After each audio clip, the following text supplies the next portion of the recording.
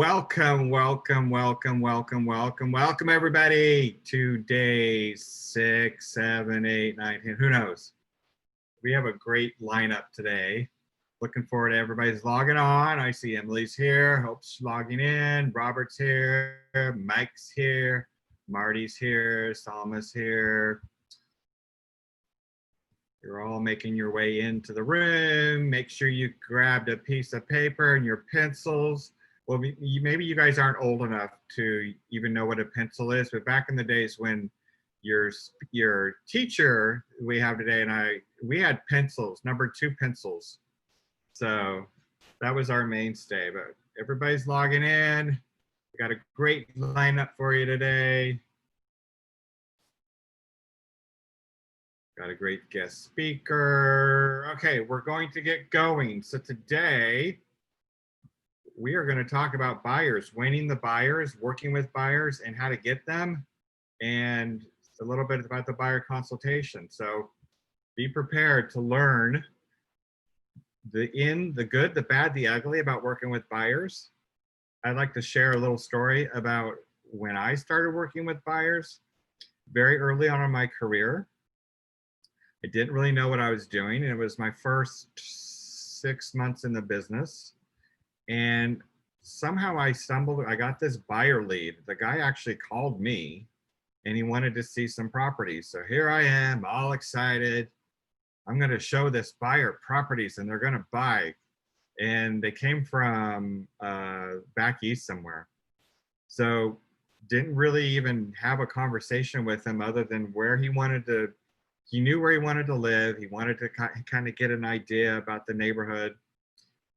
We never talked financing, never talked pre-approval, didn't really talk about anything. I just met him and we went looking for homes. And I spent all day Sunday touring him properties. And I was so excited that, okay, I'm gonna get him into a home. And then never heard from him again and wouldn't return my calls. And I learned the hard way that you've got to actually have a buyer consultation with your buyers. It pays. And I was never really trained that. Not that my other company didn't allow me to do it, but maybe that was a part of the training that I wasn't paying much attention to. But I really want to make sure you guys understand with buyers, you've got to have a conversation before you show them properties. Back in those days, we would take them around and drive them around. Now with COVID, they need to be in their own car anyway and meet you at the property. So that's a good thing. I think COVID's really changed the business in some aspects really well. You know, a lot more digital signing, virtual meetings, people are getting used to Zoom. So the ease and complexity of technology is really helping you. But what I discovered from that day that he just really wanted to do he wanted an over glorified cab driver, which is how I felt. And he was from the East Coast, so he really didn't know the area. So I pretty much gave him a tour of North Park and Kensington and South Park and a few other select areas. So learning the hard way, learn from other people's mistakes. Our guest speaker, I've asked her to share her mistakes that she's made and how she's learned the hard way doing this business. So success leaves clues, and people that have done it before you, ask the questions because you'll save yourself time, energy, effort, grief, aggravation, frustration, and resentment. And one of the things you'll hear too when you're doing a buyer consultation is, one of the things I learned early on with buyers is, you'll hear the phrase buyers are liars. Oh, buyers are liars. They want one thing, they tell me another, and then we go out and show them. You know, it's not that they're liars, but they're not liars. They know what they want. They can't articulate it and get it out of their head and into yours. So that's why it's really important from a perspective of asking lots of questions and really drilling down in your consultation about what is the reason? Why do you want a third bedroom, or why do you want that garage? You'll learn about needs and wants. You know, a need is something they have to have, and a want is something they desire, but they'll be okay without it. And then perfections in home don't exist. They're never going to find the perfect home. They'll find maybe the almost perfect home, and then they can make it themselves. And along the way, too, one of the big lessons I've learned is they'll probably change what their needs and wants are once they go out and start looking. When they realize what their price range is and what they can get, and then they see what's out there, that's where they change, and then they don't tell you. All of a sudden, they're looking in North Park, but they said they wanted Kensington, or vice versa. So you're always questioning, you're always validating throughout the whole process and making sure that they're all on the same page. Yesterday, we with Alicia, though, doing the CMA. So what were some of the things, again, I want to review the CMA. And hopefully you guys all went and did another one by yourself last night, but what were some of the key points what were the key points that Alicia says when you're looking for a CMA?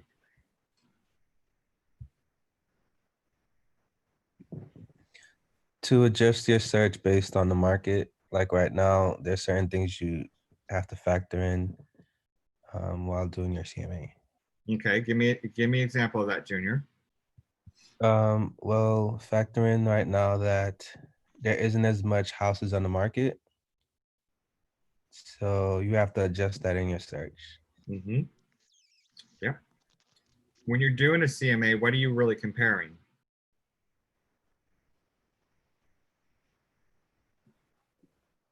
Location, Okay.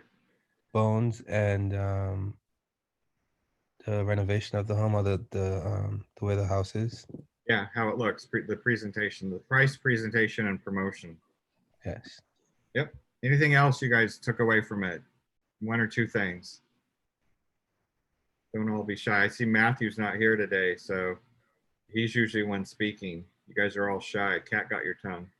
I know Eric Harris is here. Cat usually never has his tongue. He's always saying something of value. There you go.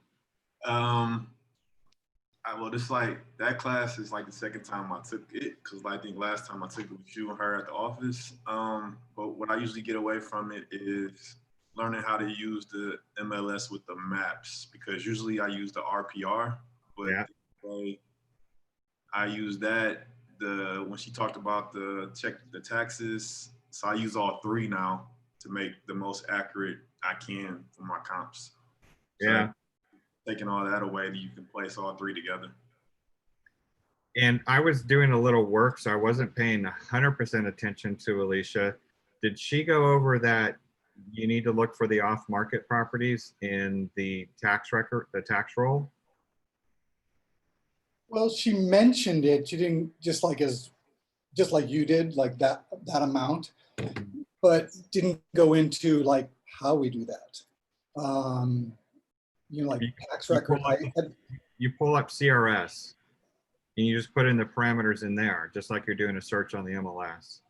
So it's in your CRS, your tax records that are in the MLS. It's on the bar on the right-hand side of your search page. It's kind of yellow and brownish. On the search page of Paragon, Yeah, it's within Paragon. Yes. Too. Say that again. I couldn't hear you. It's within Paragon. The easiest way to find it is when you pull up one of the listings, you can push like the yellow black button that's under the picture. Like that's the easiest way I can find it. Or when you go on the first main menu, you look for CRS. And you'll find that listing. You'll find there's multiple ways to do a CMA. Everybody does it differently.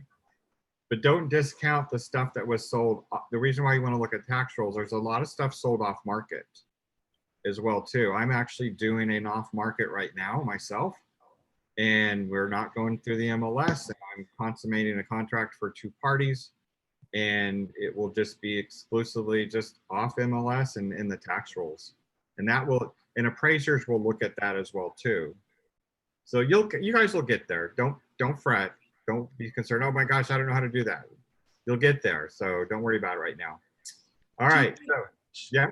She also mentioned to check the CRS because you can need to double check if the bedrooms are matching, because sometimes people are listed and then it's not permitted. Like she was bringing up her house, she has extra stuff, but it's not permitted yet. So make sure you check the CRS for that, is what she also mentioned. That was a good tip too.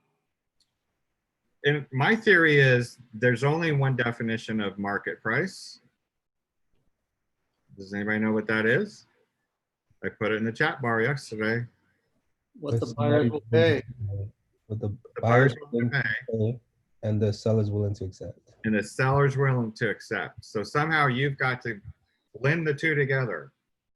And in today's market, pricing is so, take a dart and throw against the board and see where it hits. I mean, I've heard stories where some homes are going $120,000 over ask.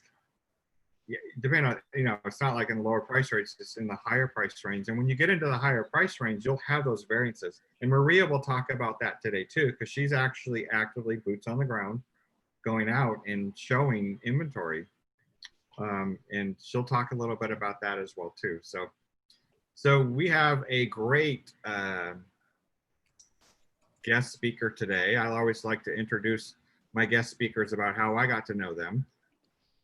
So Maria came to our office, joined our office almost about a decade ago, and she came over with Bridget Potterton. They were all under Bridget's license.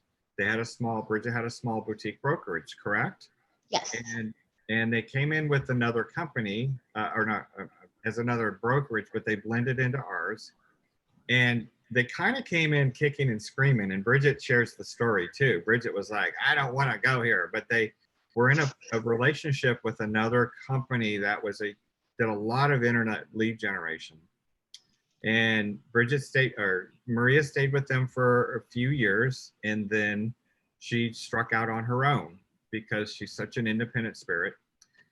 Maria is also a member of our, top 10% in the Market Center and a member of our ALC. She's always been a part of our culture in the office, always contributing, always giving. She has a servant's heart. She loves to help out. And she also is a crier. I love it. Thank you. Because she just has this love in her heart so much, and she really, truly, truly, truly cares for people so much. So she's a great family person. She's a mother, a wife, a daughter, a granddaughter, an aunt, and she's from the area for years and decades. So she knows a lot of people, and she's just as a little trooper because we go back a long ways. We've gone through the 2008 housing crisis together, where we thought the world was ending, and now we're in this, whatever we call this, another thing. And we just, you'll hear the battle wounds and the stories is my point on this. We just keep plugging away. And I want you guys to get that message. You're going to have some battle wounds and some scars, but you just keep plugging away. And I don't care how many times you fall down. I care that you get back up. And that's kind of life in general. We kind of had that conversation yesterday. We're what we call survivors. In the end of times, there'll be, after the apocalypse, there'll be me, Maria, Cher, cockroaches. So without further ado, we're going to turn it over to Maria Pena. Hi, everyone. Hello. So yes, I'm a crier. So I get really excited and I'm very passionate about what we do. I always say that, and here I'm getting emotional now. I believe in what we do. I think we have an amazing, amazing opportunity to build wealth within ourselves, and for our children and grandchildren, because I am a grandmother already as well.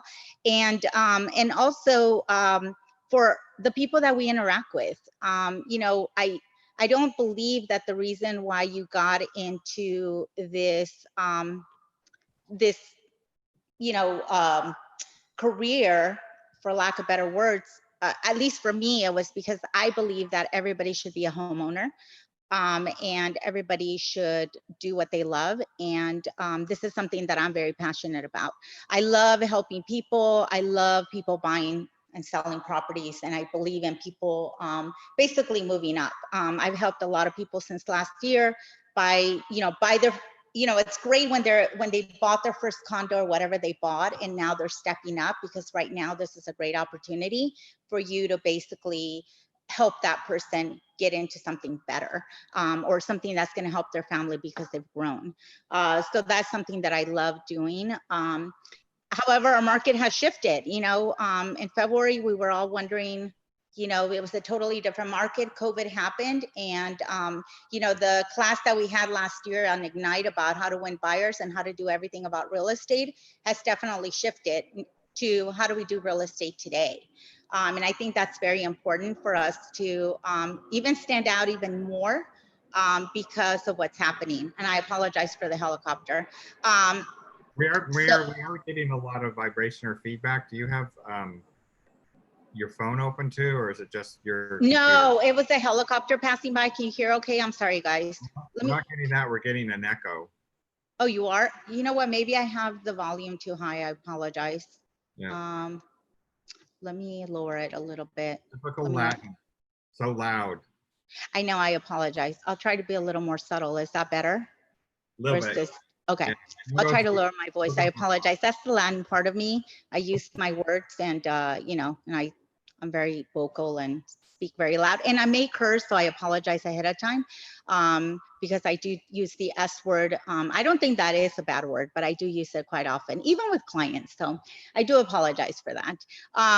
So I'm very transparent when it comes to everything that I do. So anyways, with that being said, you know, how are we going to do business now with respect to the you know, COVID, right? How are we going to do that? So I think one of the key things is at this point is, how are you guys, you know, a lot of people are doing virtual open houses, right? They're calling people, cold calling your sphere, you know, your friends. I recognize a couple of the faces, so I know you guys have been around, you know, a few of you since last year, and a few of you may be new. So how are you connecting with people, and what are you doing to get you know, business? Do you guys mind sharing? Would that be okay? For me right now, it's a lot of social media, like trying to set up those business pages, and then also connecting with all of my people on the social media that I already have, as well as other things, but mainly social media right now. Great. Anybody else? Yeah, I'm actually doing the same with Facebook. Okay. Hope, what are you doing for social media? I'm really curious. So for me, I do a lot of my business comes from referrals. I'm going to be really candid with you guys. And I do a lot of texting. So as Robert said, I'm a dinosaur. So, you know, slowly going into that phase, Robert's helping me with that. However, I do a lot of texting, and I do a lot of emails and just calling my sphere. And basically, you know, especially right now, the conversations that I've been having, and that's how I've, you know, I'm about to, you know, I'm helping people sell and buy this year, is just starting the conversation. Number one, how are you doing with everything that's happening, right? I think that's the most important conversation to have, so that people remember that you're still around and that you are connected with them, regardless of whether they buy real estate or not from you, number one. Number two is letting them know how the rates are. The rates are phenomenal right now. So a lot of people are thinking, oh yeah, I want to refinance. And then guess what? They have the conversation with their lender. And I also have that conversation with them that, oh, you know, pricing, the market has shifted. You know, it may be a great opportunity for you to, you know, purchase the home, a bigger home at this point, get your equity out and go into your next home. And your payment may be a difference of a couple $100s. And they go, oh, would love to have the conversation with the lender. Can you get me a referral? If we haven't connected already with the past lender, some of them already have used my lender in the past. So they just pick up the phone, call them, and guess what? They're ready to start looking at their options first, and then possibly listing. So those are great conversation starters. Even with, you know, with people that just started real estate, having those conversations of just, finding out how they're doing, letting them know, hey, you can look up the tax records, figure out if they refinanced recently. And and I mean, obviously you're not going to tell them that, right? I don't tell them, oh, you haven't refinanced, since you bought. I don't tell them that. I just look up what have they been doing. And then guess what? I pick up the phone and say, hey, just want to let you know, rates are phenomenal. You could save a couple $100 if you refinance. Would you like a referral? And that's how it gets started. So it's just a way of, like you were saying, thinking outside the box, because right now we're not doing the traditional real estate. Also, what you guys are doing on social media, setting up credit report, what are you doing with your credit? A lot of people don't realize, a lot of people get excited, they're young, they have a new position, and what do they go do instead of buying a home? What is the first thing they're going to go do? What do you guys think? Car. Yes, thank you. And they don't realize that that is to their detriment. They will not be able to purchase something for a couple of years because of that. So having those conversations with people that that are professionals, they have the money to invest in something. Don't buy a car. People buy a car, get credit cards. I can't tell you how many people get excited because they're going to have that 10% off at Victoria's Secret or Bath and Body Works. And guess what? Yes, you should have credit. However, you don't want to be opening up so many credit cards that's going to damage your credit. So having those conversations, little nuggets in a social media of a posting of, hey, this is what you should be doing. Private message me or text me or call me, whatever you guys want to say, to find out more on how I can help you. Could you, Maria, could you say a little bit more about that, like of a Facebook post of like, here's what you should be doing? What would you put in there? Would you put like something from somebody else already pre-made, like a lender's thing, or article about, best thing to do with credit? Or you can. I mean, a lot of people, you got to remember, at least for me, and even when I'm looking at something in social media, I don't want to listen to something for a long period of time. So basically, things that you shouldn't, Carl posted something on social media yesterday about credit, and it was just 3 nuggets. What you should do, don't overspend. A lot of people don't realize that if they go over 50% of their balance, of their credit limit, that dings their credit. So little things like that, not using your credit card, closing your accounts can also ding your credit. So little things, 3 pointers, enough to get them to pay attention, get the red flag, and want to communicate with you. You don't want to give them the whole story, because then what happens is they're not going to call you. Or just, send them a text, send them a video, or a text. Hey, great time to buy, great time to refinance. I know, some people may have not been in the position to buy because they needed to, get their credit repaired. Check in with them. You can connect them with people so that they can get those credit repairs done, so that you can be the go person when they're ready to go. The other thing. What's Carl's last name? I'm sorry? I forgot. What's Carl's last name? What is Carl's last name? Kyle? Kyle. It's Carl Kyle. So it's kind of a weird name. So yes. So I apologize. But he had a great little video about that. The other thing, of course, is having the conversations. Like I said, a lot of my conversations have been about stepping up, in terms of them buying something now, because guess what? The rates are so phenomenally low that they could have been, when they bought with you, at the 4.65 or 5%. And now with the rates being below 3, it may be a great opportunity for them to be able to sell that home if they can't keep it as an investment and buy something else. Does that make sense, you guys? Yes. Okay, thank you. How would you make that into a post? How would you make that into a post? With respect to buying something, I would, With the interest rates are being so great, that would be a really good thing to put on. I think even posting, I think Ed had the thing, and I do this all the time with my clients, is you can ask your preferred lender, hey, give me give me a price of 450, well, let's say 500 right now, because 500 I think is a more realistic number. 500,000 at 2.5 or 2.65 and 500 at 5%. What are those payments? So if you do, oh, thank you. Cassidy just shared the post of Ed. I think if you do those type of, just a quick post of, did you know 500,000 at 2.5 versus 500,000 at 5%, your payment will be this. What do you know? And I mean, just little things like that, believe it or not, somebody will go, oh, great idea. Let's talk. A lot of people don't realize with the market the way that it is, the homes that you potentially may have sold to them, they may have a lot of equity. Like Robert said, prices are ridiculous right now. I mean, something that sold, the house that my client is going to list in February, it closed for 470,000, the last sale. And guess what? I've been calling the agents to find out where they are impending, because that's something that you guys should be doing. And they're closing 530 to 560.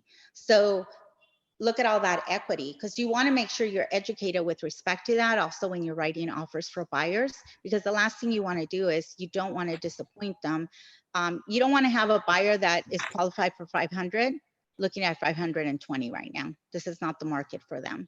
So you have to have that education and those consultations. Those consultations, I think having a consultation with a buyer is key, more than ever is key. Right now in today's market, because not everybody unfortunately is going to be able to buy because of what's happening with our market. So if you have somebody that wants a deal, you may want to put them in that group B or C, that it's a drip campaign, but it's not going to be their time to buy something, even with cash investors. Yes. Go into that more about what you just said, because I think it's important they hear this. When they're let's say they're pre-approved for 500, pre-approved, Yes. they should be shopping in what price range? Because I'll tell you, honestly, 440 to 450. I just had a $1.1 million sale from a brand new agent cancel, because the closer it got to close of escrow, what we discovered was the buyers were at the top of their range. And then what happened was the lender could not perform. Mm-hmm. And then we tried to get Movement to perform, and Movement couldn't do it either. And so there went $1 million sale for a buyer after spending all that time, energy, and effort. And they'd already let go of their contingencies. They released everything. So they lost a portion of their deposit. We were able to get some of it back, not all of it. And guys, that's the key, I think, with you being successful in your career and what you do in the future with your clients and having repeat clients, because, the better job you do at what you are trying to accomplish for that person, they will remember that and they will call you. Dave, you were asking me about social media and what do I do? One thing that I will admit to is my clients look for me and say, oh my gosh, I'm ready. We had the child that's now 5 and he wants his own room and we're ready to upgrade. And I should be embarrassed by, but I'm not going to lie. I'm very transparent in what I do. I make mistakes, just like we all make mistakes. And the people that don't admit it, so be it.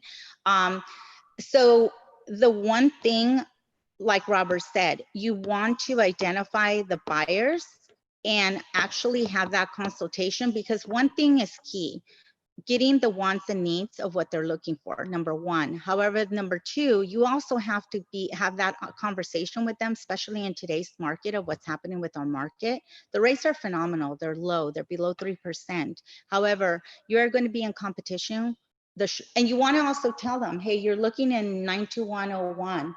This is the inventory. This is what's pending, and this is what's sold. Give them those statistics, because you're the expert. They're relying on you. You need to give them the information so that when you guys start looking and writing offers, they know, hey, I'm not going to go and write an offer for $50,000 less, because the market is not there. And if they want a house, you need to convince them why they need to write an offer. My clients already know. I have a showing after this, And she already knows that our offers are going to be 40 to 50,000 above what it's listed for. Because also a lot of these agents are lowballing these, they're making themselves look, and I apologize if I'm offending anybody, but making themselves look like rock stars to their sellers.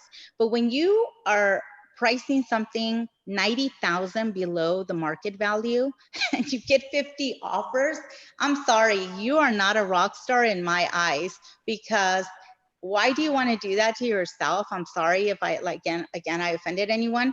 And also so many consumers are going to be disappointed, because I've shown homes where I'm like, there is no way you're going to sell this for $90,000 less below market. And they know it, but they want to, price up.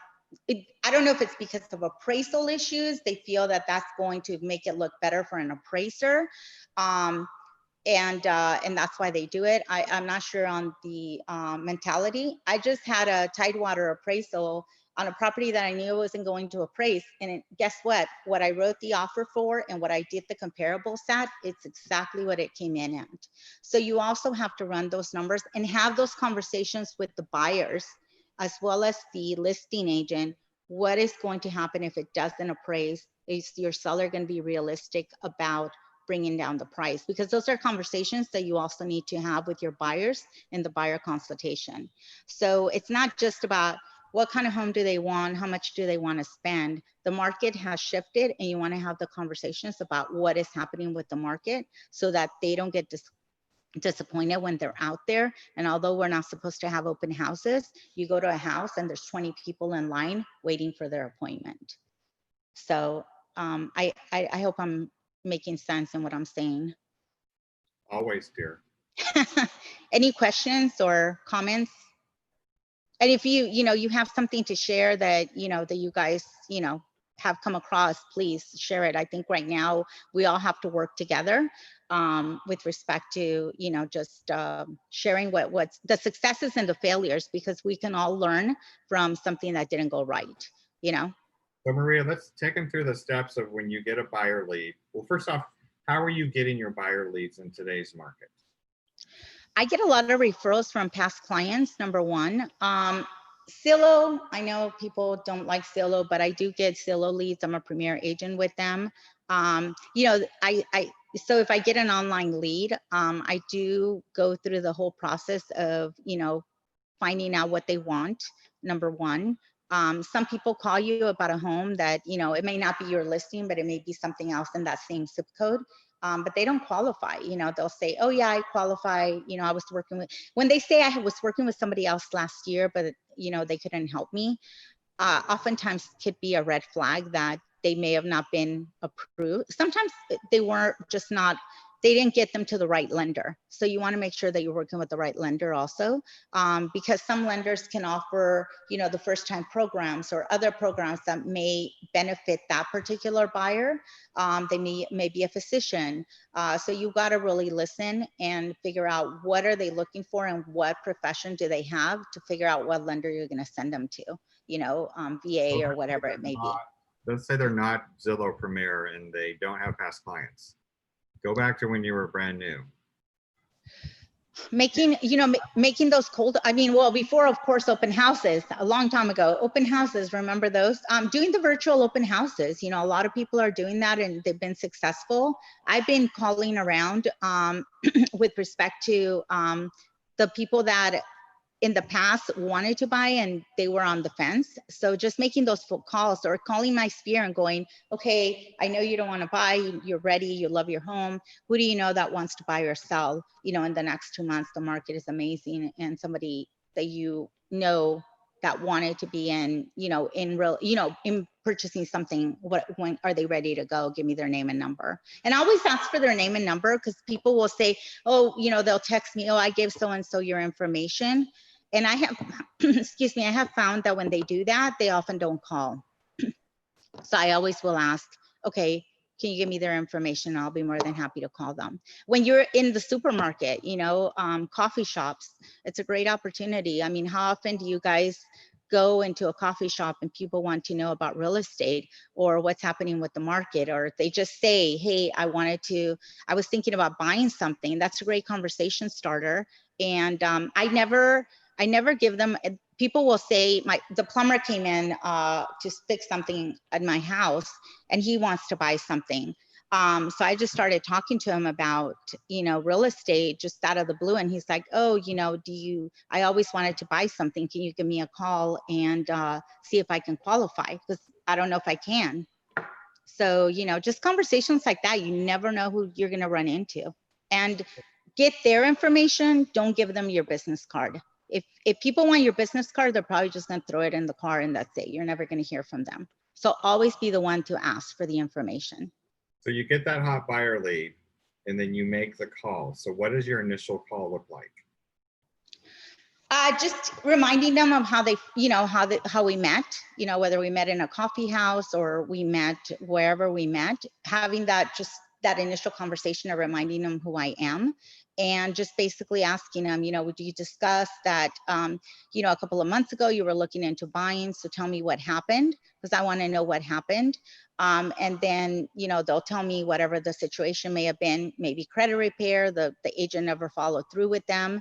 And they were like, nobody ever got back to me. So I just want to get going. And so what I do from that point is I usually go, okay, great. Are you, do you have time now for us to sit down and go through, the questions that I have for you? And I have a questionnaire. They're, just getting their basic information, finding out, how long they've been working, asking those questions that, a lender is going to ask, but just kind of qualifying the buyer to see if they are actually ready to buy something and how motivated they are. Because if they're not motivated in my eyes and they're not ready to get those, get the packet to that lender, or there's people that will go, oh my God, I can text you my bank statements right now. Where do you want me to text them? That's a motivated buyer. When somebody says, my pet groomer's partner, he's been getting his VA certification since last year. Is that a motivated buyer?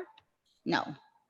However, I send his partner homes that are coming up and go, this is coming up, missing out on this one. And guess what? Now he's pushing him to get his act together, so just basically trying to find out how motivated that person is. So, and if they are motivated, they're more than willing to have a conversation with one of my lenders, either via telephone. We're doing basically Zoom conference calls. So we're all getting together and sitting down and discussing it with a lender.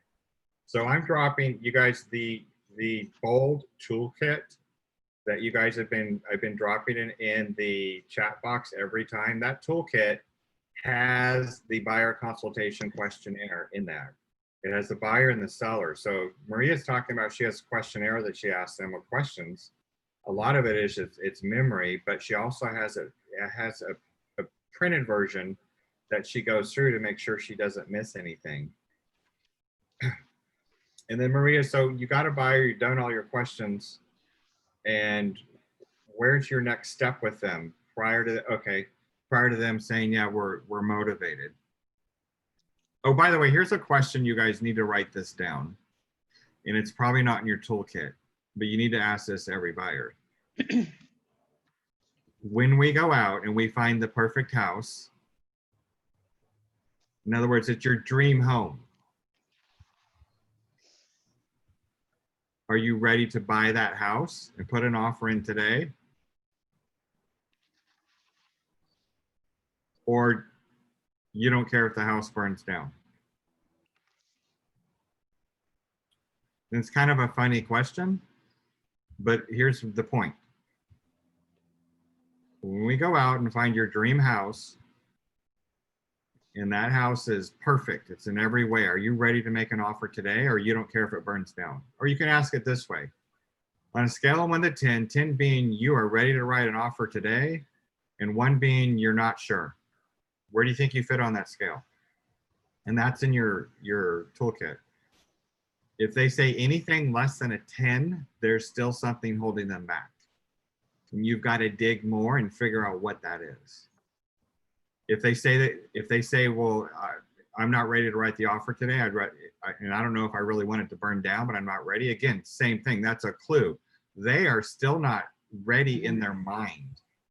And in this market, it's recommended you have a BRE on everybody. because you are taking them out in the middle of a pandemic and putting your life and health at risk. And if you don't have a committed buyer to make sure you guaranteed you get paid, then they're still not worth you taking out. Okay. The other thing is, Robert brought up a good point, is also asking him about, I think another important question to ask is, you know, some people will say, oh, well, I have a lease and, you know, and basically I have 6 more months. People that are motivated, I've said, okay, no problem. You know, we can work through that, because right now it may take 2 to 3 months. I mean, you know, because the market is so hot that, you know, we're going to write so many offers that your offer may not be accepted. However, I've been in situations where I'm able to negotiate the lease with the property management, or we can call the property management as we get, you know, as we get closer to writing an offer and figuring out how we can break, you know, how, I don't want to say break, but how we can negotiate the lease down, because they can be done. However, some people may say, no, I just want to wait till I'm closer to that. And if that is the case, then basically they're not motivated. And right now the market is so, you know, it's very, you know, it's hot, you know, everybody's busy.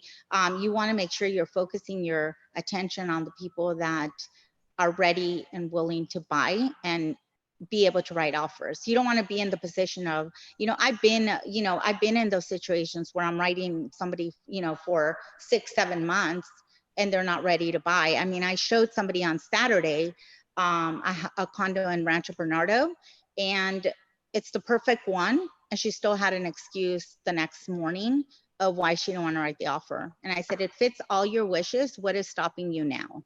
You know, and when she said, well, you know, my dad is saying it's not the right time because the market is going to crash. You know, I gave her the information and I said, if, you know, I mean, I didn't tell her, stop wasting my time, but I feel, okay, this person is not motivated enough. I don't want to go spend my time on this person when I have 2 other people that are willing to write offers and continue writing offers till they get their offer accepted. The other thing is having the conversations with the listing agents. You know, I'm always a firm believer, if you build good rapport with those agents, you know, and I think you guys have heard success stories about people getting their offers accepted in our office. Just getting those conversations with those agents, if they like you and they feel that you're consistent. Sometimes I've gotten my offers accepted because they say, they don't tell me that I was a pain in the, you know what, they just say, gosh, you know, you were the one that was constantly calling and texting and confirming if I needed anything else, if I had any questions. People like that. People want to work with people that are not just going to sit back and not even confirm that the offer that they wrote was sent to that particular buyer. I mean, pardon me, agent. So those are things you want to build good relationships with those people, because guess what? You will be doing business with them in the future, whether you're on the buying or the selling side, you know? So I think that's a really important point. Maria, so let's say you're in that situation with the buyer you were just describing where they're really not ready. And honestly, you don't want to waste your time. So what do you say to that person? I don't tell them I don't want to waste my time. I just basically keep on, you know, I have them on a drip campaign. I keep on sending them properties, because what I do, rather than sending, I've been doing this recently. I'll put myself on you know, on Paragon or whatever I use, of properties that are hot that I know that some of my clients would be interested in. And rather than, and I still have them on Paragon, don't get me wrong, but I just, the ones that I know that are specifically looking for something that I don't want them to go through 20 homes, I will put myself on the list of, oh, this is a perfect home for them, and I'll send it to them. So this person, I knew she was looking in that complex and she was looking for natural light, everything that she had told me. So I'll send it to them. I'll still send them homes, because you never know.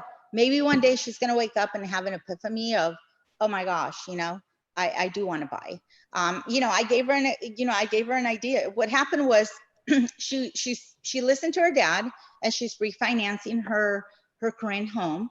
And she felt that she was going to basically now be in an investment rate with the new purchase. And I said, well, have you started that refi? Because if you haven't, maybe you should talk, and I don't know the lender, but I said, maybe what you need to do is talk to the lender and go on the smaller purchase and do that as an investment. And on the new purchase, do it with the lower rate because it's a higher dollar amount.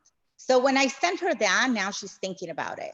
My point being is that don't disregard them, because eventually they may buy, but just send them little things, as you see something, send it via text, via home snap. Oh, I think this may work. Let me know what you think of it. And eventually they may call you. I just sold a condo for a client that he's bought and sold from me for multiple times, and he wasn't going to do a 1031. And guess what? Right before closing, now don't do that. I did it 10 days before closing. He said no. Then 48 hours before closing, he's like, oh yeah, I think it's a great idea doing a 1031. We still were able to do it, but guess what? Now he wants to buy something. So just sometimes people, and he's an engineer and I know how he works, and that's why I kept on pushing him. But sometimes people just work differently. You just have to listen to them and figure out what type of disc personality they are so that you know how to work with them. And then earlier you said, and Bob reiterated, and I didn't catch the second amount, and it was like if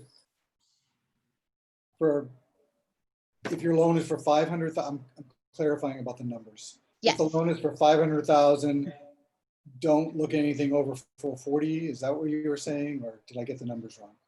In this market, Yes. No. Yes. don't take him to a house that's 5.25 for sure. Right. But don't show them anything over 440, 450, something like that. Well, if it's a hot home, meaning it's in a great location. I mean, right now, anything below 500 is a hot home. I guess it doesn't matter where it's at.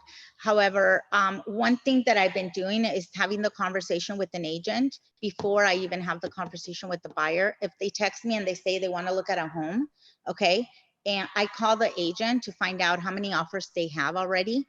And I know it sounds crazy, but it helps, right? Because then you can have that conversation with the buyer. Hey, thank you for sending me 123 whatever park. I love, it's a great property. I just had a conversation with the listing agent. They have approximately 4 offers. They're between this and this. You still want to see it. I think we should go take a look at it. However, I want you to be prepared that we have to write the offer for this amount.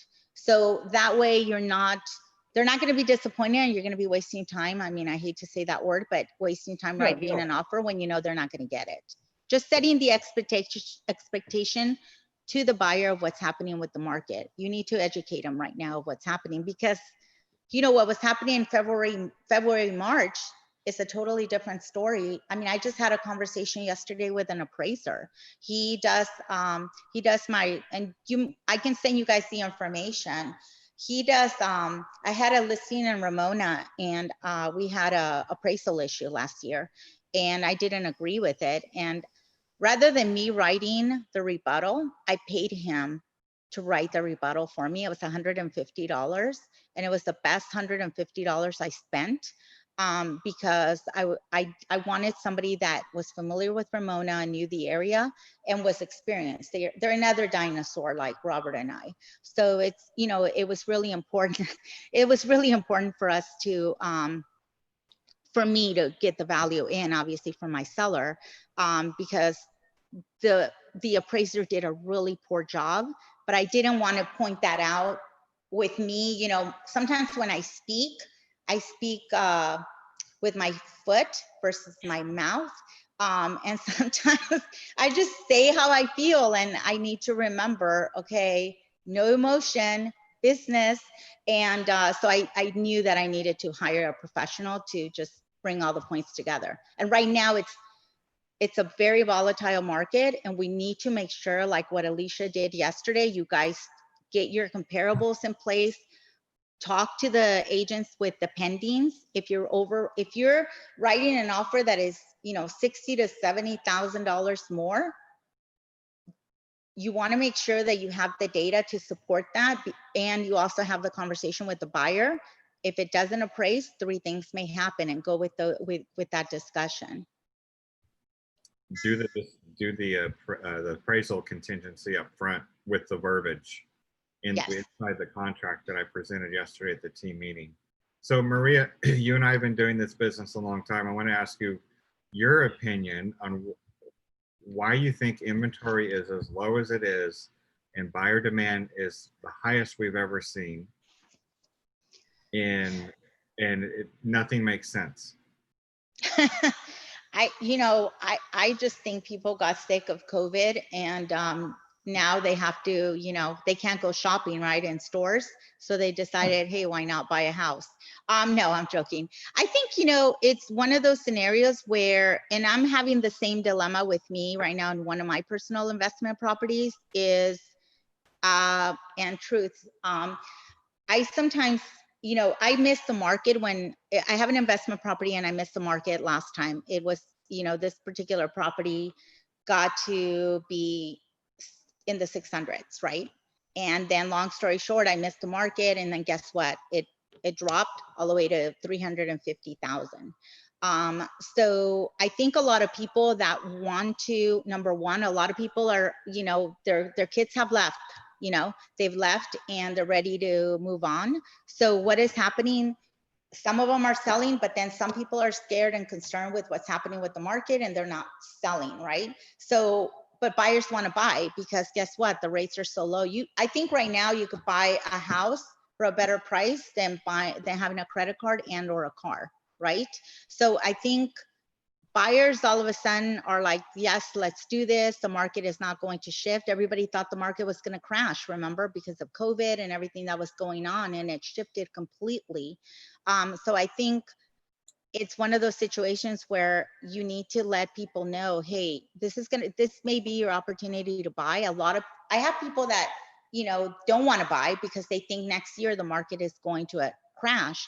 And again, you have to show them the diagram or the chart that Ed generated with the rates, because people's mentality is, oh yeah, but when the market crashes, who cares about rates? I'm going to be able to still buy. And no, you're not. I've had people where they put themselves out of the market and they never will be homeowners because they listened to a friend that told them, that didn't even own real estate, and that's the crazy part about it, that they should wait till the market crashes. It will never crash like it did when that happened. Never, at least not in my lifetime or yours. I mean, what are your thoughts, Robert? Well, I won't speculate on where the market will go. Markets go up, markets go down. The market's always the market.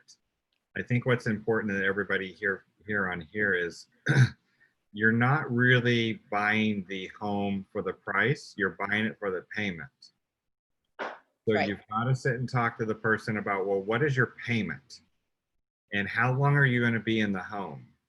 And if they say they're going to be in the home for 10 years, then the payment really doesn't matter because they can get into that home, they can afford the payment. And over time, that payment's going to be even more affordable for them because wages will go up, salaries, provided the economy, even if the economy dropped. So I'll give you what happened in 2008. When 2008 crashed, prices dropped about anywhere, depending on where you were in the county of San Diego, 20% to 60%. Now, it depends on where you were. If you were coastal really maintained a lot of their values. If you were in City Heights went down 60, 70, 80%, a lot. So it's kind of the lower income areas. And then, so that was 2008, went down like that, all the way down, and it bottomed out, when you look historically, bottomed out in 2010. So really was about 2 to 3 years where the market kind of went down. And then in 2010, we don't know, when you're in it, you don't see the market going up. But when you go back historically and look at the numbers, that's where you start seeing the curve go up. And the average sale price started to increase during that period. And if you bought in 2010, no matter where, you pretty much doubled that investment as of today. So a lot of people gained a lot of equity in that 10-year period, which is unprecedented. Now, what can happen now? We don't know the ripple effect of the economy with the fallout of COVID and businesses closing, restaurants closing, some that will never reopen. We rely on tourism here in San Diego and conventions. We don't know what the effect that will be, but here's what we know. Historically, we have no more places to build houses. Like we need to add about another 10,000 to 15,000 new houses per year to keep up with the amount of people moving to San Diego and natural, just people having births, etc. In absence of that, because we're landlocked, we have all the military bases surrounding us. We're landlocked. So you take that in addition to the military increasing the amount of people in the past few years that they're shipping to San Diego, it's going to have an effect on housing. So the important part is you have national news that's saying the real estate market's doing this, but all real estate is local. And locally, no more houses being built, hardly. I mean, we're building them, but not enough. And low interest rates, still consumer demand, and it's a desirable area to live. We will probably see the market sustain itself for the next few years, pending a global economic recession. But when we see, that's why I was asking Maria, why do you think this is the way it is? We've been doing this a long time. It doesn't make any sense. Mm-hmm. But the Fed is really stabilizing the markets. They're pumping money into it. They've pumped money into the lenders, so lenders aren't foreclosing yet. And until we see something like that, then and only then, it's probably still another, if you look at 2008, when everything crashed, it peaked in 05 and then 07, and it kind of bounced for a little bit. And then 08 was when it went off the cliff. That was a 3-year period before it got there. So we'll see these signs well in advance. If we have a crash or correction, we'll know way in advance. So there's no correction foretold right now. None whatsoever. Until we start seeing massive foreclosures, massive layoffs with industries here in San Diego, our prices are projected to be stabilized. That's a long explanation, but that's historical reference about what we've seen because we've been in it so long. And those are the conversations you can talk to your people about. So what we're going to do now, thank you, Maria, we're going to take a break. Everybody be back in your chair about 11:06. 11:06. You all have a little break.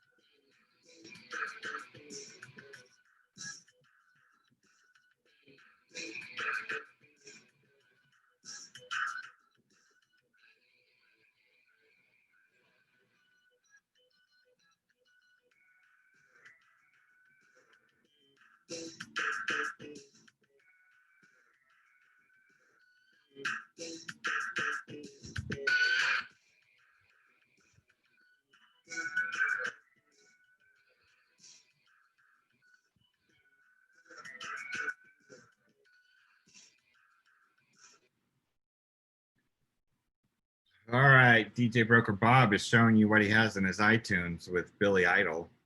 You go from country to rock to 80s to disco to gay disco.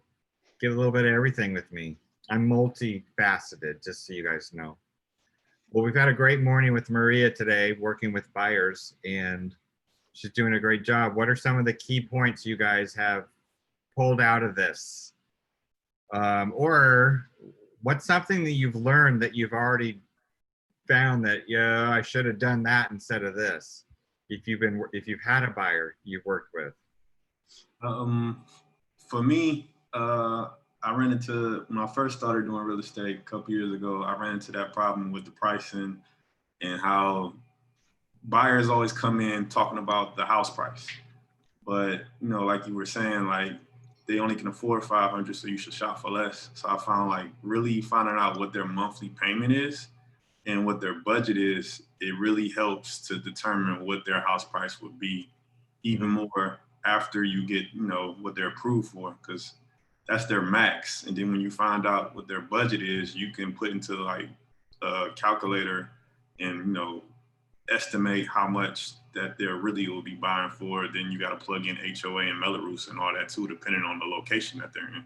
Because one of the videos that I had to make for YouTube and social media was don't focus so much on your house price, focus on your monthly payment, because you can buy a house in Chula Vista for $400,000, then go buy a house in Spring Valley for $400,000, and then the monthly payment be completely different.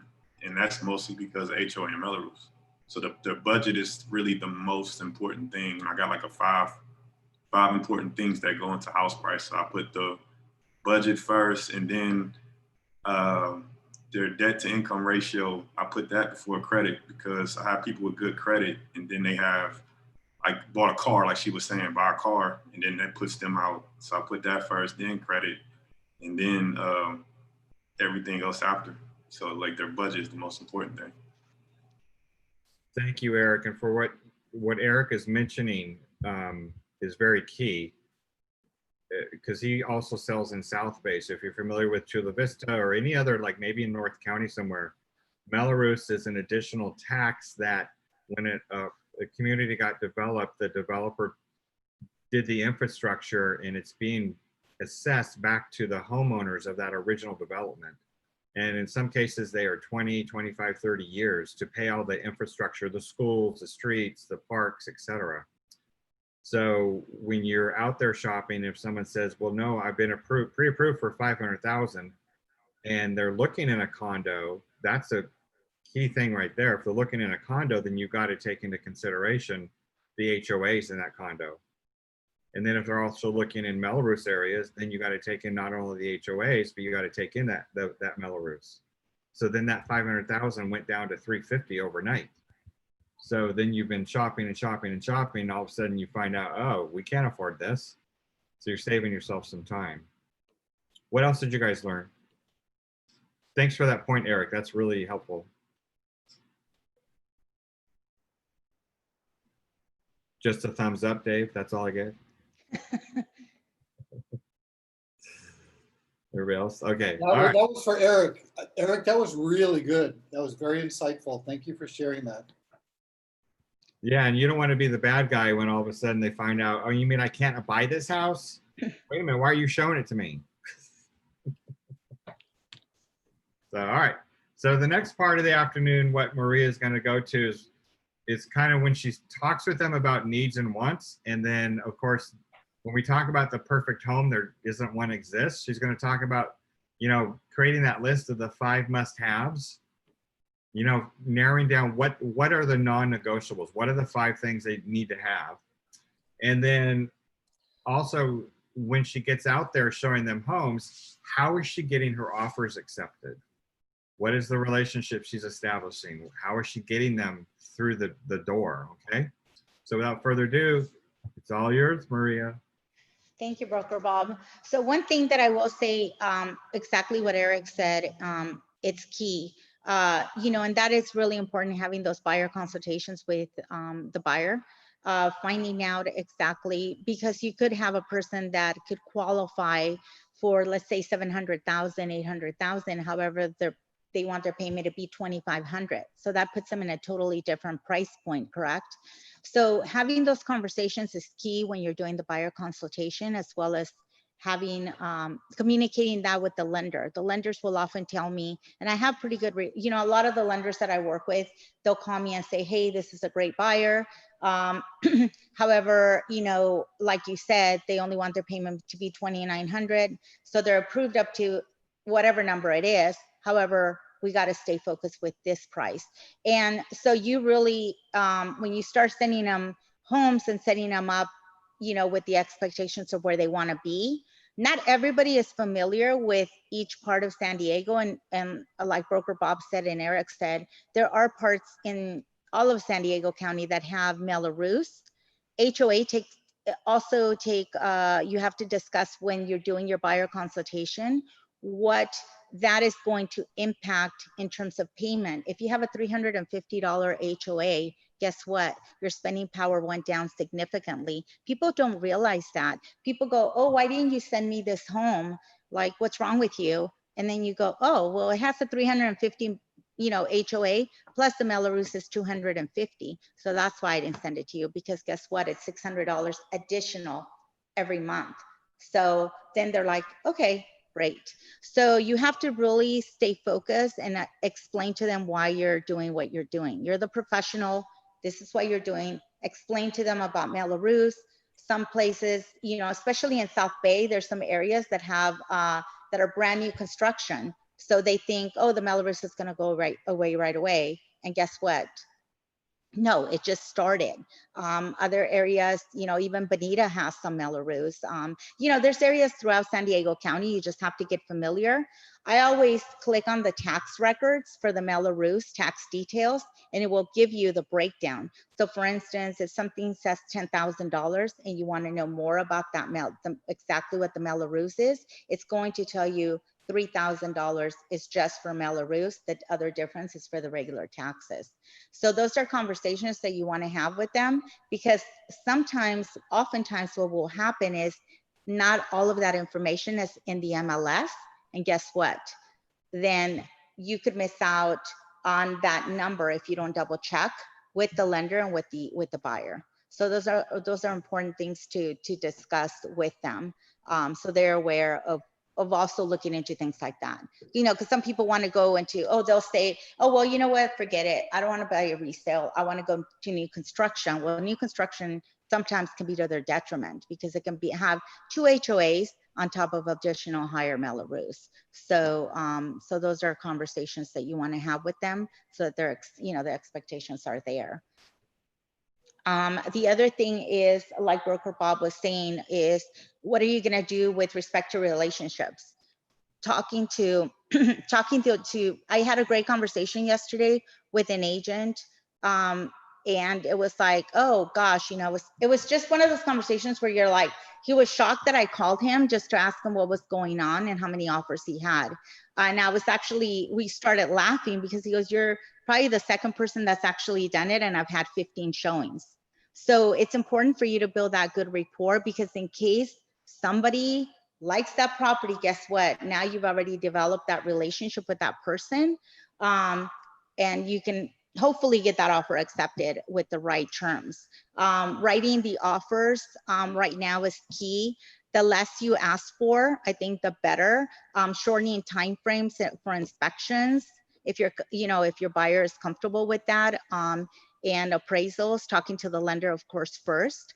And actually also another thing that I've been doing is maybe offering them like 2 weeks free, you know, no rent, for the seller to stay an additional 2 weeks. If that buyer is able to stay in their current home, that's a nice plus, because people don't think, you have to think outside the box right now to get your offer accepted. And that's what you want to tell your buyers. Hey, my offers get accepted because I'm always thinking outside the box.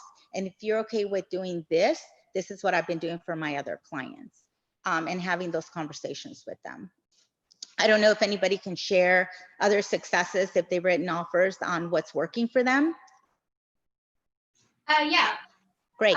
I feel like when I first started talking to listing agents, I was asking, what are the range of offers that you have so far? And they were kind of like tight-lipped about it when I went from that approach. But just a few days ago, my clients were looking at a property that was listed at 440 and their max was 470. So what I did was I just called the listing agent. I was like, look, I don't want to waste anybody's time. So do you have any offers over 470 right now? Because that's my buyer's max. And they were like, oh, no, I mean, our max, or right now, our top offer is 460. So come in over that and we'll get it done. So I think just being direct, that was a good way for me to go. Awesome. Anybody else? No, that's a great tool. Eric, do you have any wins like that or anything that you can share? Dave? I can share it. Awesome. Go ahead, sir. It definitely, like we were saying, the communication and terms I think are huge. So one of the escrows that I'm in right now, I just, I set that expectation early with the buyers of, whatever your, like, what is your max, and then whatever your max is, drop it by 30,000.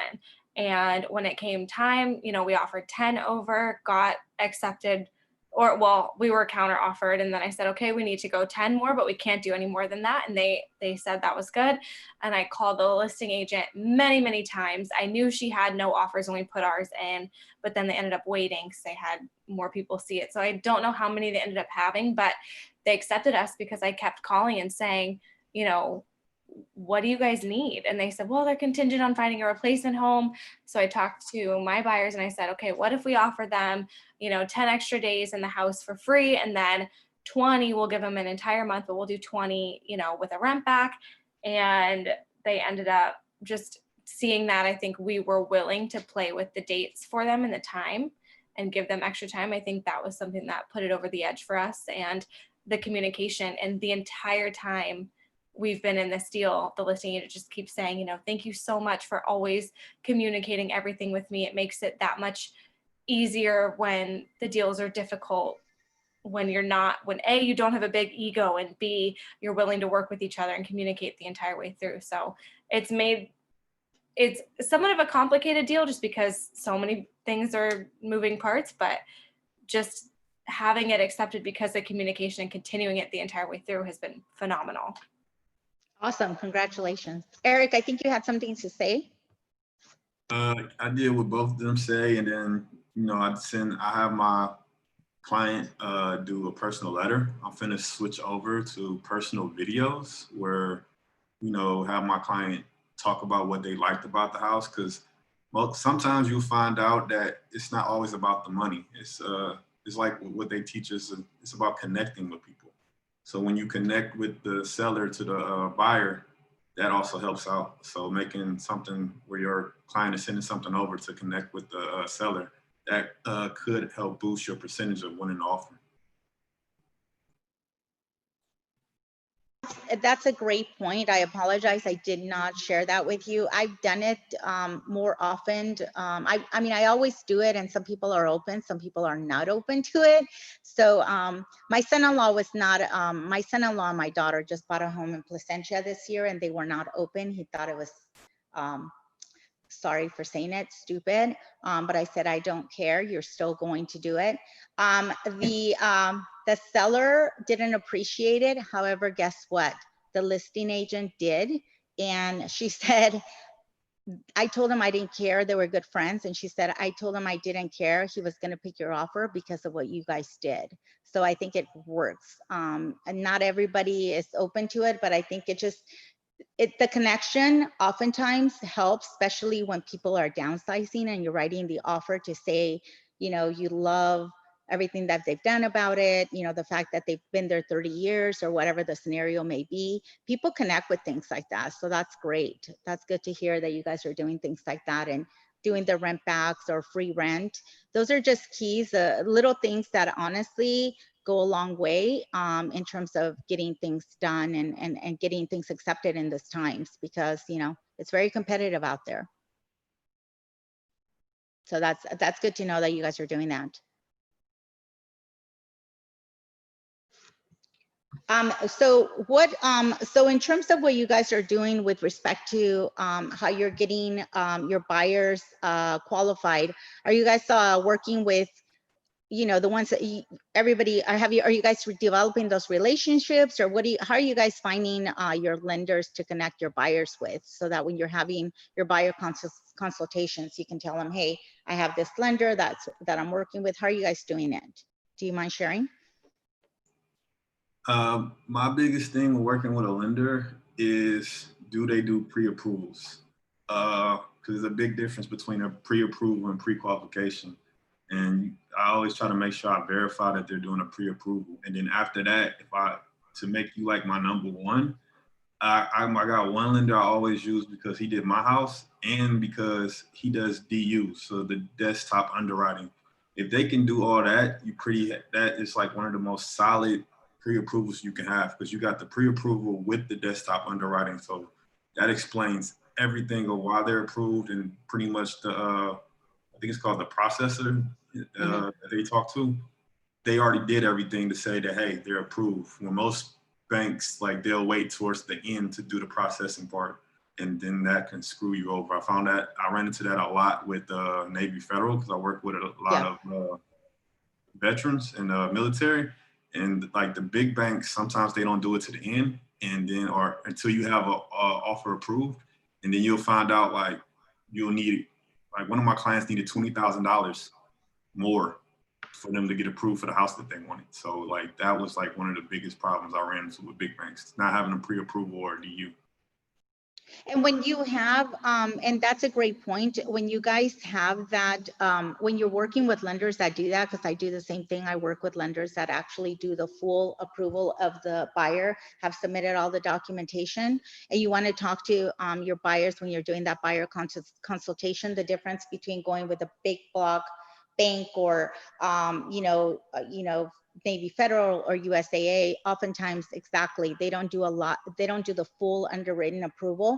And it's a big plus in their favor when they're writing offers and you have that conversation with the agent, letting them know, hey, my client has been fully underwritten, and all we need to do is find the property because they're done. So having that, and I also, when I send the offers, what I'll do, and I tell the buyers this, is I copy my lenders and I text my lender and say, call the agent, let them know that we have an offer in place and that you've done everything that we have a solid buyer. I think that also helps, with respect to getting offers accepted at this point.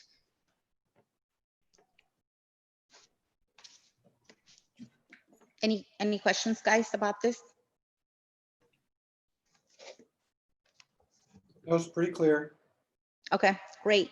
So in terms of your buyers and having the consultations, again, I just to reiterate, especially in today's market, the key of having the expectations of what they want and explaining to them where the current market is at and what they need to do. For instance, confirming that they have the money, and I think that's one of the biggest things of going with the right lenders, is making sure that these people have the money. Sometimes people think they can buy a house and they don't even have the down payment and or the deposit.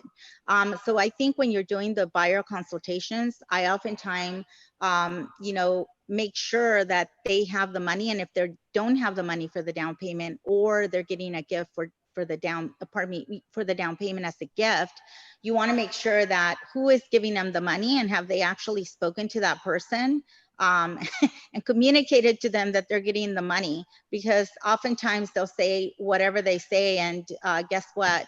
The other person, the parent, may not be in agreement that they're going to give them the money or lend it to them. So those are key things. So I've had people where they've said, oh no, it's not a big deal, I'm just going to give my down payment and my deposit from my credit card. So getting them to the right lender is often the key to those type of hiccups, especially in today's market, not getting your offer accepted and or getting into a home. Because as you guys know, until you give that person the keys, anything can happen. The other thing is having the discussion of when they're going to give notice if they're leasing an apartment. I typically tell them, you know, you're going to have 30 days after you move it, you know, from when we close to when your payment is due. So I rather give notice, especially with everything that's happening with COVID, people losing their jobs. I had a situation where I was on the listing side, and the day we had a 21-day escrow, and we did a 15-day contingency period for the loan, and the buyer ended up getting notice that they were going to lose their job because of COVID. So I always tell people, you want to make sure that you don't give notice too soon. I apologize for that. Because the last thing you want is for something to happen right before contingencies have been released and then they're out of a home. I rather for them to, and I always tell them, well, you know, if you wanted to paint a wall or move in slowly, organize the closet, you know, the closets, the garage, you know, this is the perfect time for you to do everything in place versus, and you want to just tell them it's best for us to give notice on your apartment when we release all contingencies, because then you know for sure it should be a done deal. Because I have had instances where I've heard people, you know, they've already given notice and the deal is falling apart. So those are conversations that I think are important for you guys to discuss.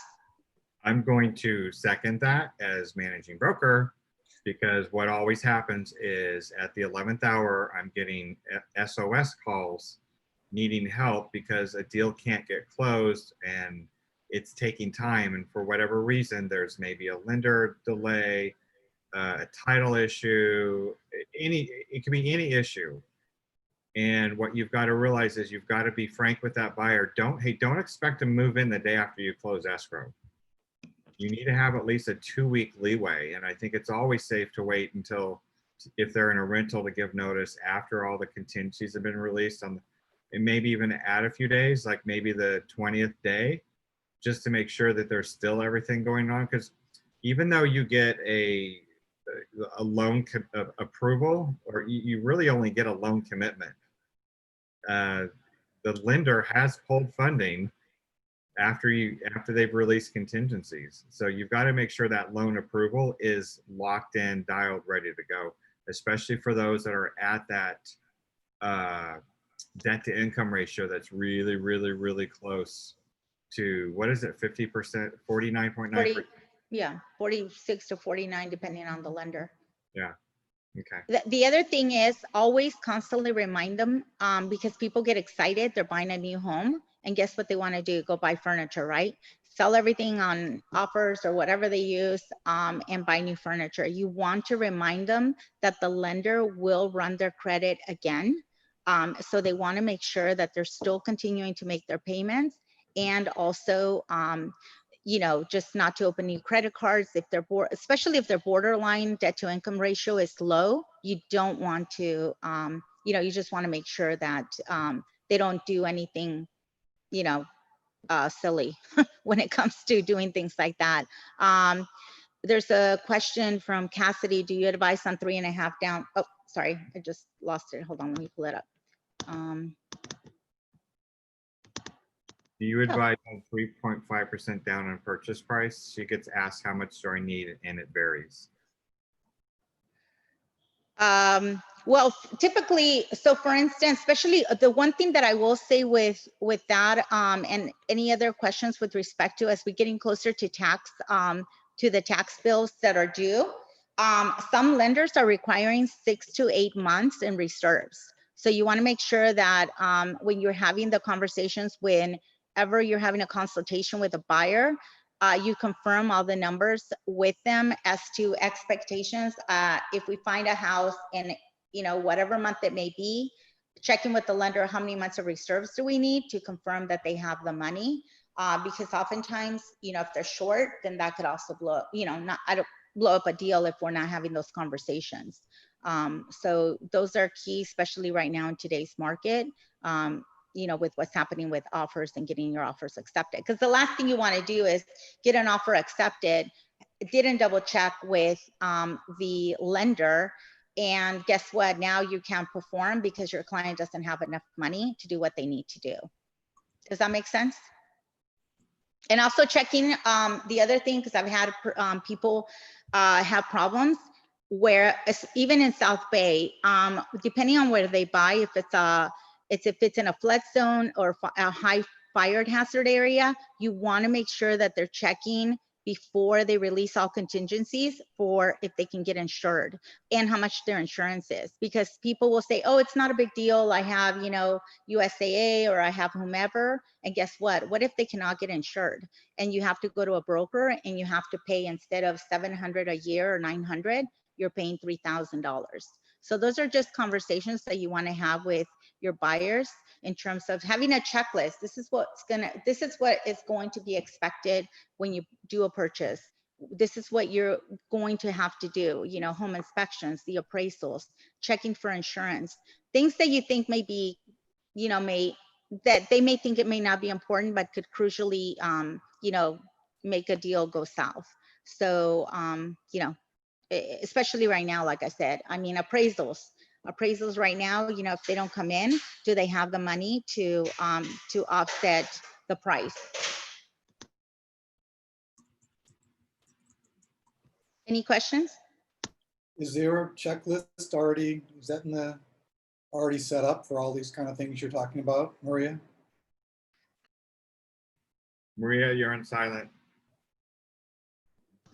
Having I created my own checklist with respect to what the lenders expect. I don't know if we have one in the book, but I can send you what I usually That'd be great. ask. Yeah, I can send you that, definitely, no problem. So should I just put my email address in the text bar, in the chat bar? You're on mute. Yes, please, that'd be great. Thank you, Maria. The other thing is also that I wanted to talk to you guys is, especially with everything and what's going on, is how we should be finding, properties, because it's very competitive. As Robert said, right now he's working on a property that, it's an off market. So I think that is something that we should definitely discuss, because you want to differentiate yourself to the buyers that you're talking to and having those conversations of how are you getting homes and how are you getting your offers accepted. So the one thing that I think is key is what we do, with our list of upcoming soons.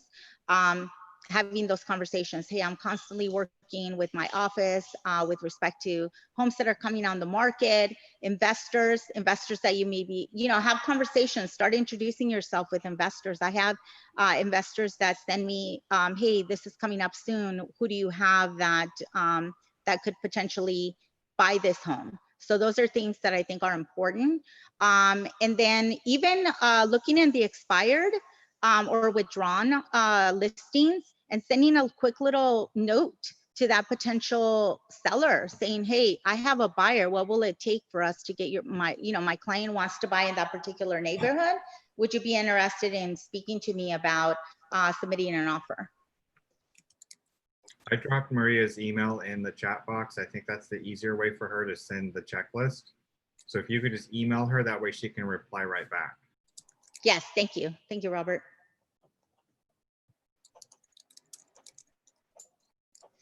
So do you guys have any other suggestions on what we're discussing about, how to get homes for particular buyers and how to get their offers accepted? So you go to expireds, or are you going to for sale by owners? You know how I feel about for sale by owners from past experiences.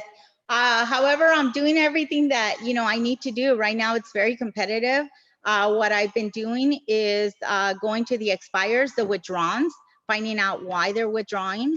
And if I'm able to get their email or their phone number, making that call or shooting a text, just because I think,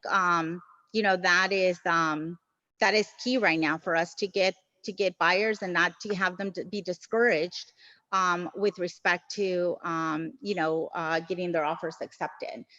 With FSBOs, I actually had a really nice conversation. The home did not work out for my client. This was a person that used to be an agent. I don't want to say she was a FSBO, but she was. she basically paid somebody to put her home in the MLS. And it was a home in Bonita. The home did not show nicely. It had a couple of cracks on the slab because what they did was they did the concrete slab, you know?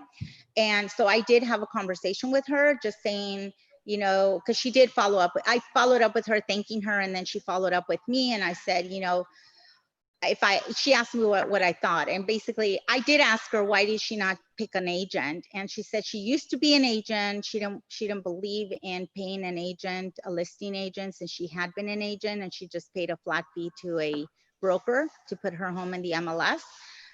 So I said, well, if I may share with you what, you know, I'm hoping that I can have, you know, I will market your property and I'm hoping I can find another buyer for your property. However, these are the things that you should do to sell your home, because these are the things that I feel that you know, that could improve your listing. And she did everything that I told her. And let me just tell you that within 5 days after we had the conversation, 7 days after we had the conversation, she did what she needed to do. Her house went on the market pending.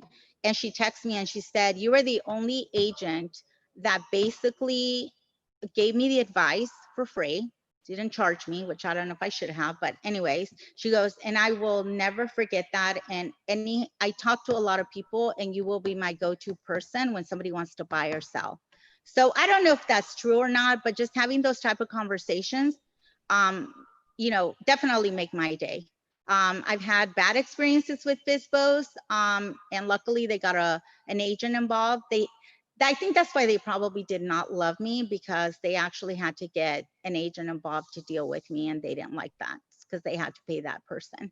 So Broker Bob was part of that drama and crying and laughter and all that lovely stuff that we went through, you know. And the tears were of joy, not, you know, at the end, because my client got what they wanted. So, but it was, you know, I mean, I even got a threatening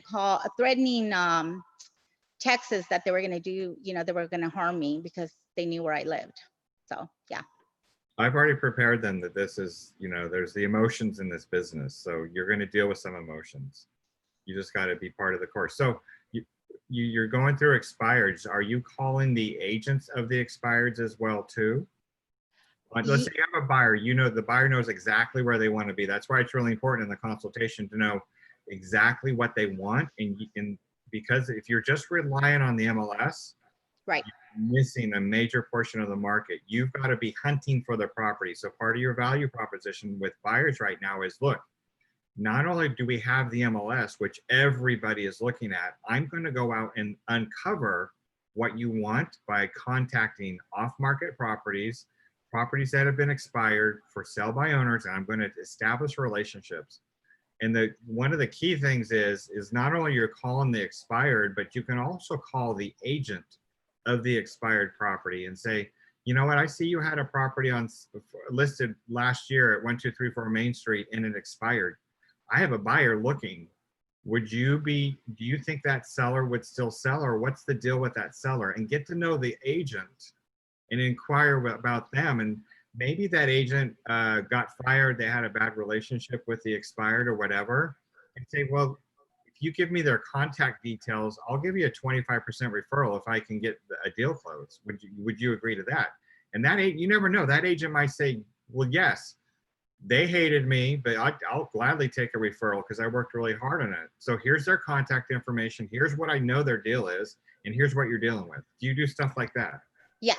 So I'm doing both. The agents that are not calling me back, and I actually also follow up with a text just to cover myself, so that they don't say that, you know, because sometimes they'll say, oh, it was my family member or whatever it may be, and I don't know how true that is. So yes, I do call them and I do follow up with a text, trying to find out information. Some people are great and they will give you the information. Other people are not. So then if that fails, then I go to my title person. If I can't find the information, Google is a great friend and you can find so much about people, but if I cannot find it myself, then I ask my title person if they can assist with getting me emails or phone numbers for that particular person, and also sending them a note. You know, it's worked. You know, it's worked in terms of at least getting the phone calls.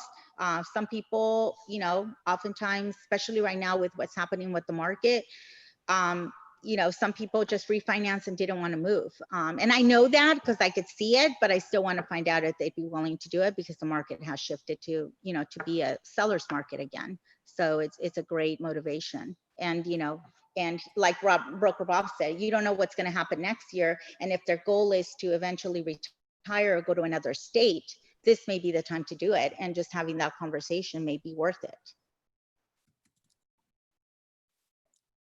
Does that make sense? And then with FISBOs, you know, I mean, I guess I shouldn't be that way. I had a bad, you know, a really bad experience with it. However, I know a lot of people that have had a lot of success, and ultimately, you know, just I've had success in terms of getting FISBOs to hire me. You know, it's just a matter of just, or, you know, letting go of their current agent because they liked you, and they, as soon as their contract expires, they hire me because we had a great conversation just about life, not even real estate. So, you know, you never know when, you know, it's going to happen. And sometimes I actually had a conversation a year and a half ago. I sold a house, and my client wanted to basically sell his home and buy a new house. And it was one of those things where he went to an open house just because they wanted to get ideas. So I called the agent because I was not in town, build really good rapport.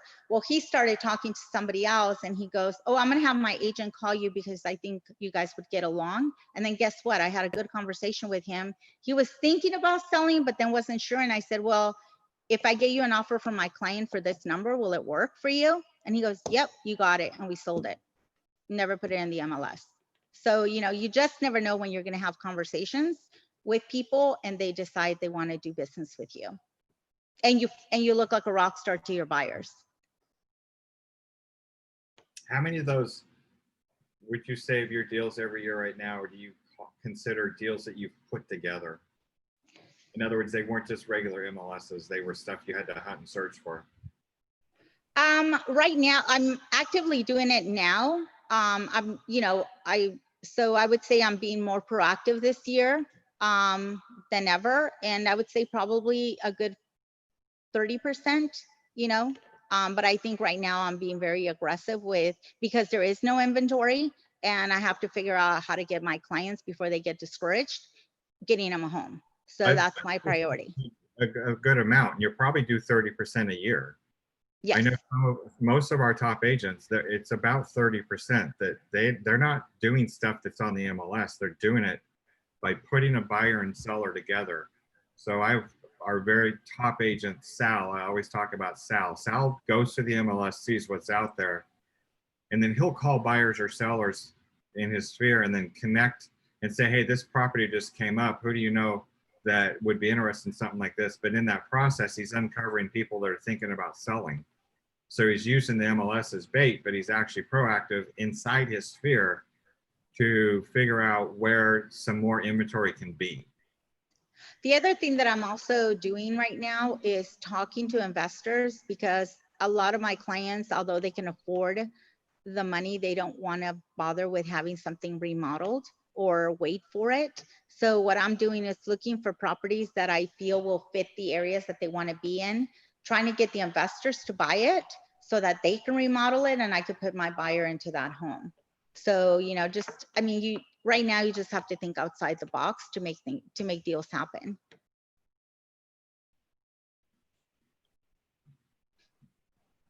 Anybody else have any, you know, anything to share with respect to how, you know, they're getting their, you know, just buyers to find homes?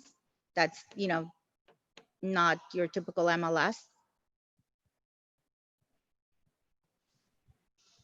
that they want to share? No? No brown bags.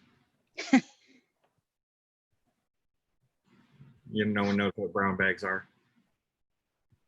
It's a term used when, you know, you're being paid under the table, a brown bag's left at the door.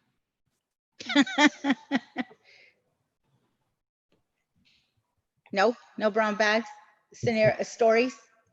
No one? Brown bag full of cash. I think the other thing, I mean, do you have any other questions, I guess, before, I know it's getting close to us wrapping it up. Do you guys have any other questions that, you guys can think of? I know we went a little bit, probably not your typical agenda, but I mean, is there anything that you guys feel that you're, encountering that you have questions on with respect to just even dealing with your, with your buyers or getting the consultations because they are, because of COVID or anything like that, that you want to share or have questions on? I'm reading the room. It looks good. All right, we're going to end up, but I always want to ask the instructors. I really appreciate your time. Everybody has Maria's email address. By the way, thank her for spending her time, taking time out of her day to share her decades long of experience, because we were both here before the dinosaurs and we're here after the dinosaurs. I always like to ask the instructors, Maria, why are you doing this business? What is your big why? My big why is basically my goal in life, and that's why I became an agent, is I want to build wealth with real estate. I'm very, very old. I have to dye my hair every 2 weeks now. And so my goal is to have the means when I pass on so that my family will be financially stable. So if there is no Social Security and whatever, I mean, I just want to create the stability of having the financial freedom of having investment properties. I don't do it to flip properties. I do it for the future of my family. And I want them to enjoy their life. I want them to where I've moved on, they have the stability to do whatever they want. Life is too short. We take things for granted, with this COVID. I don't think we realized how fortunate we were to run into each other in the office and just say hi, right? And have, just a wave. So I think, you put yourself in a position where, why are you getting up every day? And I've done I've worked in the legal field, I did retail, and this is something that I still enjoy. I don't always love the agents that I work with. However, I love the people. I love connecting with the people that I close their transactions and they have that smile, whether they're selling or buying. It still gives me goosebumps and joy when I see that happen. So I do believe in what we do, and believe that we are very fortunate to have this type of career. Not everybody gets to enjoy their job. And I think we sometimes take it for granted how lucky we are. So, I truly applaud you guys. I say that all the time, but honestly, you cannot get into a better career, build wealth and stability in your life, so that you can leave it for your generations to come. Does that make sense? Yeah, appreciate that. And then, you live in Chula Vista, South Bay, I live in hell right now because I don't have AC, guys. So I'm dying. So So when people go, do you need AC in Eastlake? I used to say no. However, I don't know if it's because now I'm old and I do need it, but OMG, if I ever go to hell, no problem. I am here. So I get to experience it. well, a few of us don't have air either, so we're just.